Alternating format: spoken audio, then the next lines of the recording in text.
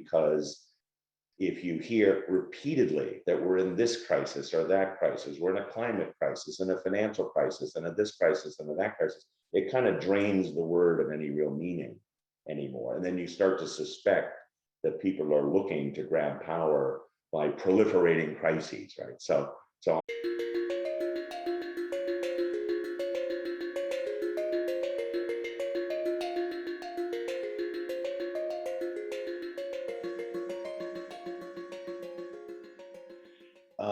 in 1987, there was a very fascinating book put out by a scholar named Robert Higgs, and it was called Crisis and Leviathan. And for those of you who know political theory, political economy, Leviathan by Thomas Hobbes from 1651 is kind of a stand-in word for big and oppressive and invasive government.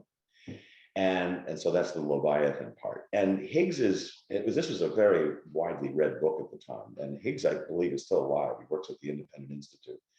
But his theme was that government grows, and in a bad way. It becomes more authoritarian, it becomes more invasive, it becomes more illiberal. It takes liberties from us, specifically during crises. And then the question becomes, what is the crisis? Why does government get bigger afterwards or during it? Now, sometimes he would say it was war, sometimes it would be diseases, sometimes it would be natural disasters, or financial crises. So we can talk about all those. But his finding, and you could measure this as well, was that when the crisis occurred, the government stepped up and said, we must do something, we must have emergency powers. And now often these powers were extra constitutional. They were temporary measures, that people put up with because they thought it was temporary, precisely because the whole idea of a crisis, something acute, not chronic. It's going to go away soon. We're going to get our liberties back, or we're going to get the tax rates back down.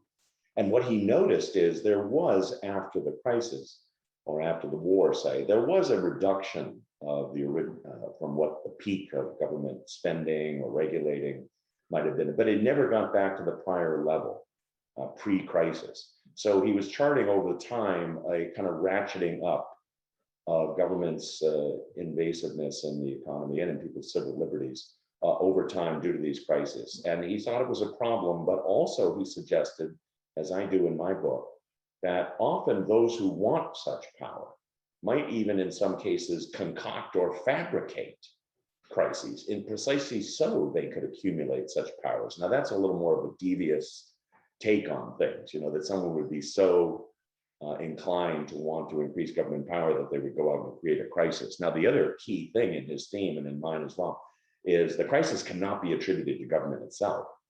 To see what would happen if government was known to have caused the crisis, then it would be much more difficult for it to accumulate power, especially to accumulate improper powers during the crisis, because people would say, no, government caused the crisis. So if anything, we should be ratcheting down government's involvement and not ratcheting it up.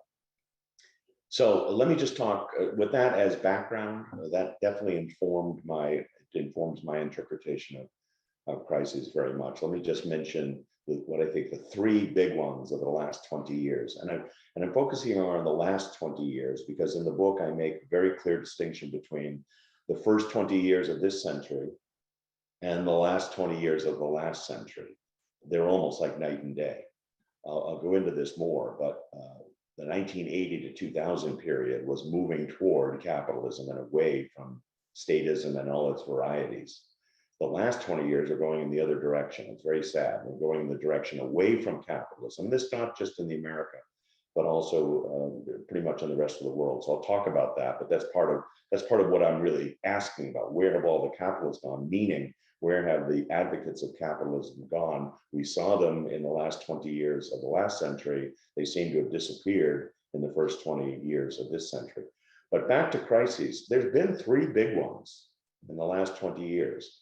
And the government role in this and reaction to this is very informative. All right, so the first one, 9/11, the terrorist attack on America at 9/11. The second one, the financial crisis of 08-09. The third one, we're really still living through, the COVID the virus that came from Wuhan, China. Now, let me just take these three from the perspective of cause, and then we'll talk about effects. Clearly, each of them are crises. By the way, I think the word crisis is overused. As I said before, a crisis is acute and usually brief. So you can't have like a crisis that goes on every day for years on end. The whole idea of a crisis is it's a severe, unnatural, unexpected thing. It's traumatic.